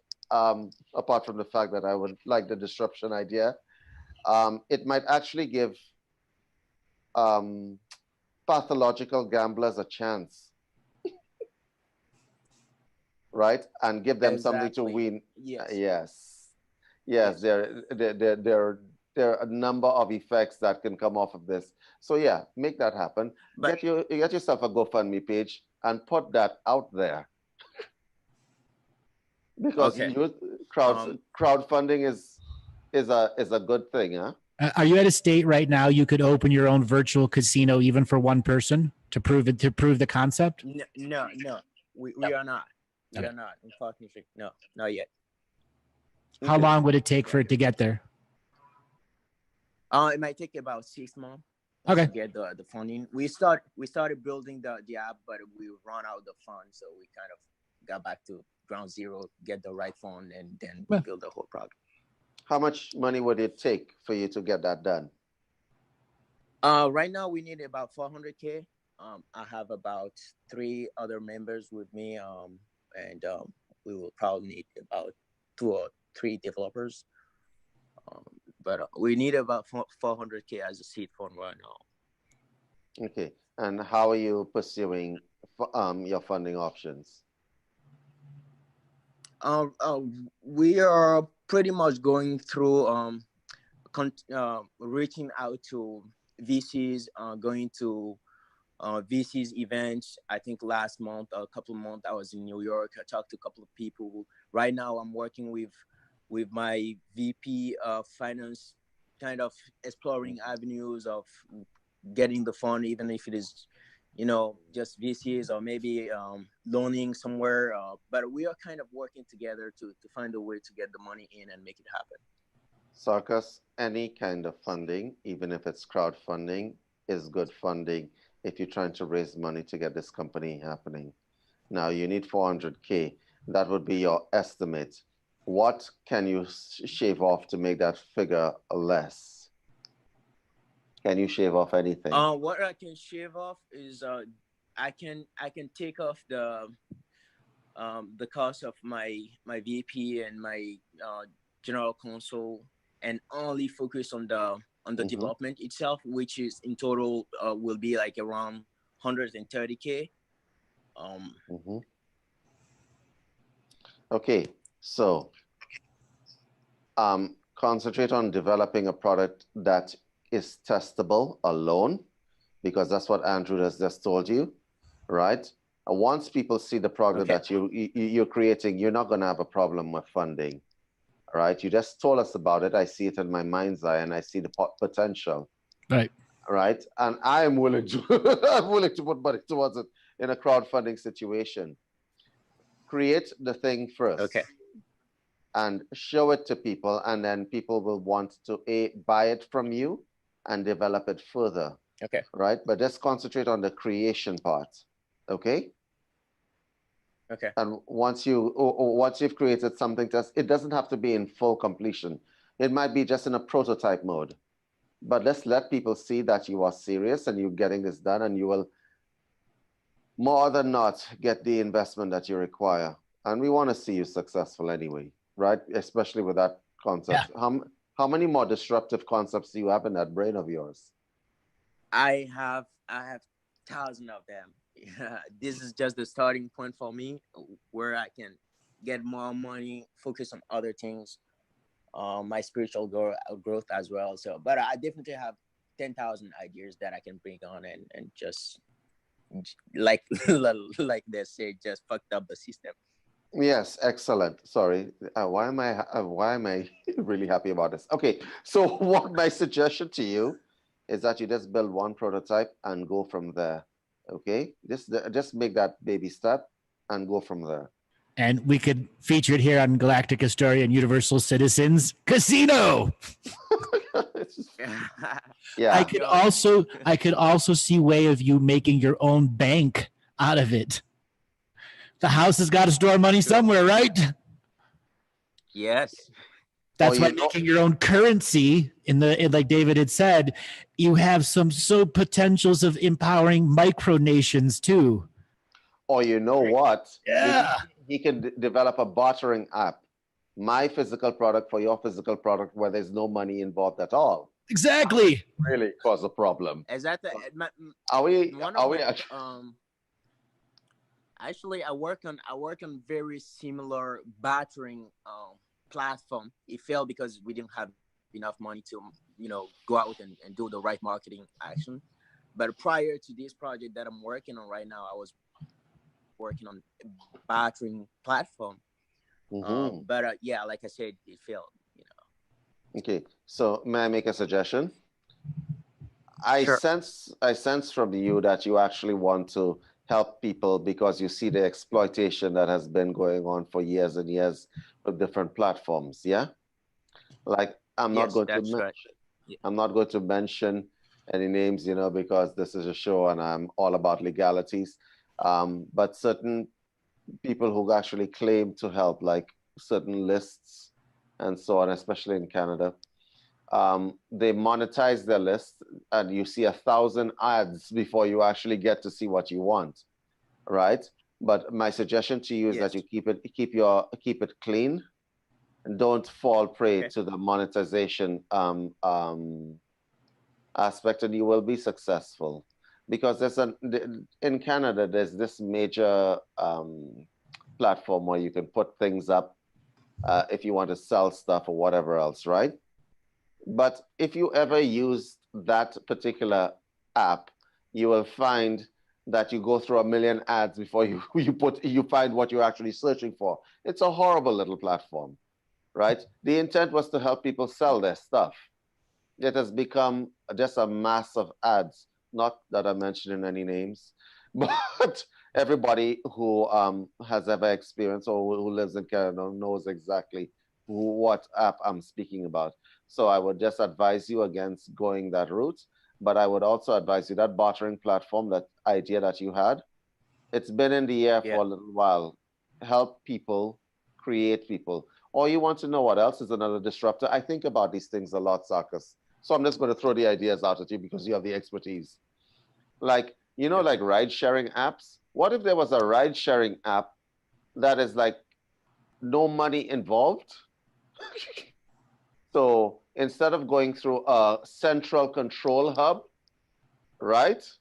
You actually have a listing of riders or drivers, and the individuals can actually contact these people directly, and you just take pennies or whatever off of these people so that you don't have to go and, well, not pennies. They make the arrangements with the driver themselves. Like if my neighbor down the road is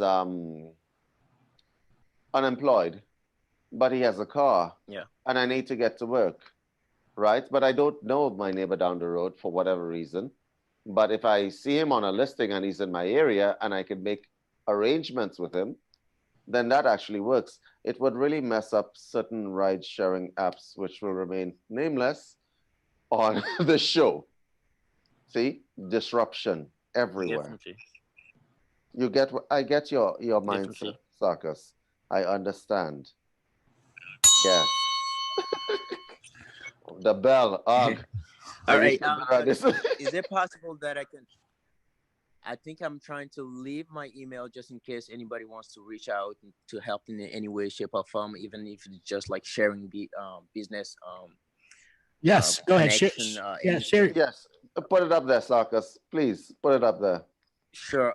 So the email address is actually SAIZOUN at OY as a yellow AVO.io. The website is online right now, so you can check it out and see what we're trying to do as well. Thank you so much, Sarkis. You are inaugural disruptor business question. Thank you so much. And give us an update with what's going on. Andrew. All right, brother. Take it easy. Definitely. Thank you, Davis. Take care. David, we get some special callers, don't we? Yes, we do. I really like Sarkis's idea. Yeah. When we first talked about it to me, I don't know, a year and a half ago, maybe even 2 years ago, it was talking about developing it to the next level. And I'm like, wow, this guy's got some special juice. Yeah, he has a good idea going on there. I would support an idea like that. I think a lot of people would support an idea like that, because it's disruptive, but it's actually good for people, because you have a lot of predatory companies locking down and exploiting people to the maximum. Let's not even get into the airline industry. I'm actually traveling this weekend, for those of us who are listening, and the airline industry is just wow. So Sarkis, if you're listening, I would like to unleash you on every aspect of the business world.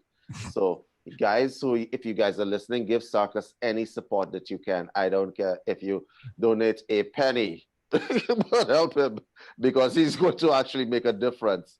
I get that feeling from him.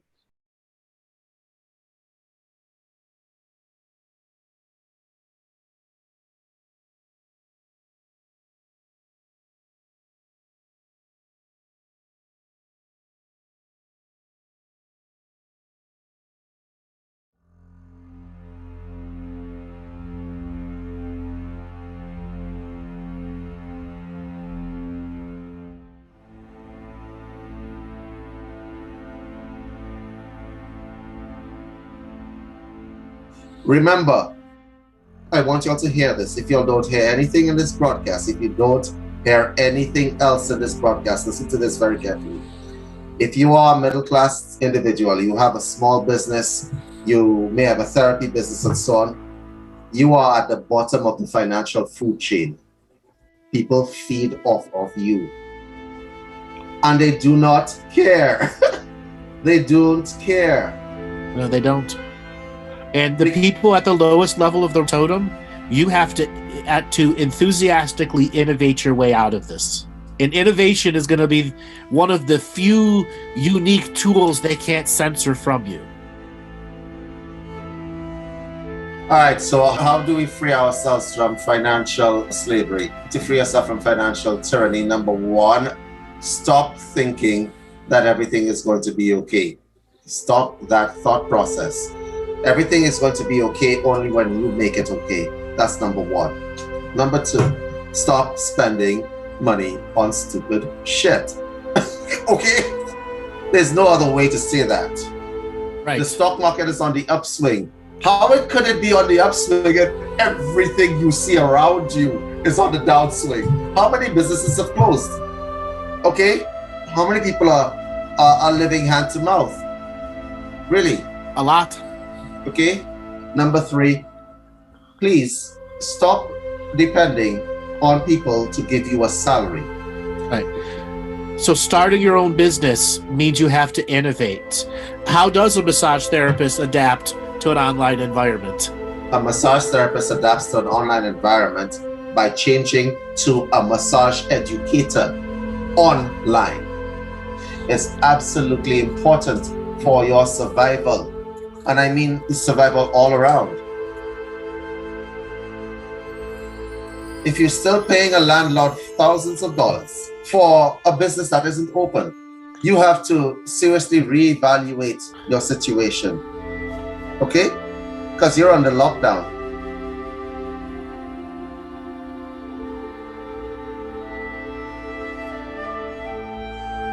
What's happening right now is that even if we come out of this pandemic, even if this pandemic disappears tomorrow, the financial damage that has already been done will last for many, many years. The key is innovate, innovate, innovate.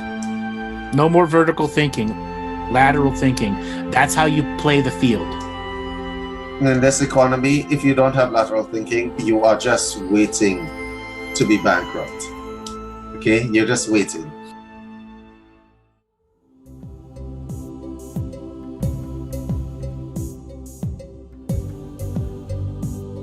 So right now we have a lot of very educated people, some new people to the audience. Many years, David and I have been business coaches, helping people at the high level of business and people starting their business. So we have a tremendous amount of experience, and we have found a unique way to mesh our innovative ideas. And one of the things that we can do is help you get into that innovative state that is still part of your spirituality, still a part of your self-mastery. Because business, unfortunately, for a lot of spiritual people, is toxic for them. And it's so toxic they can't even think about marketing or business plans or emails because they just want to be spiritual. If you just want to be spiritual, don't go into business. I see no difference in engaging in business than it is engaging in the war of your own self. Beautifully put. So you could be the cowardly lion, or you could be the courageous lion in this situation that's in front of you. And for those of you who have issues with business and making money, you gotta roar and send those self-created demons back to the astral realms. Think of all those people who are waiting for you to step up and be courageous and to show them you've got something that is a product that has value to people.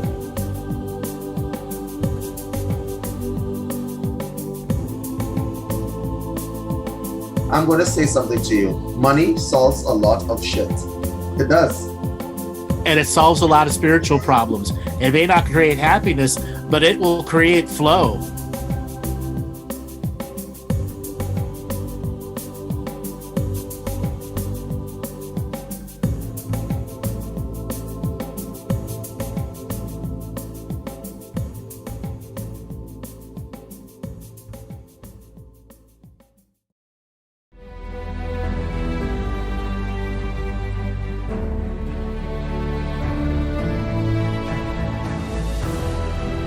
Each different bubble of reality is true. A galactic historian is a person that looks at all the lines of dramatic karma. Nudge, nudge, it's the holy grail. Improvise. Mysterious. It's counter psychic intelligence. Why is DNA farming of this star cluster so important? Because we do manifest our reality. We do create our reality.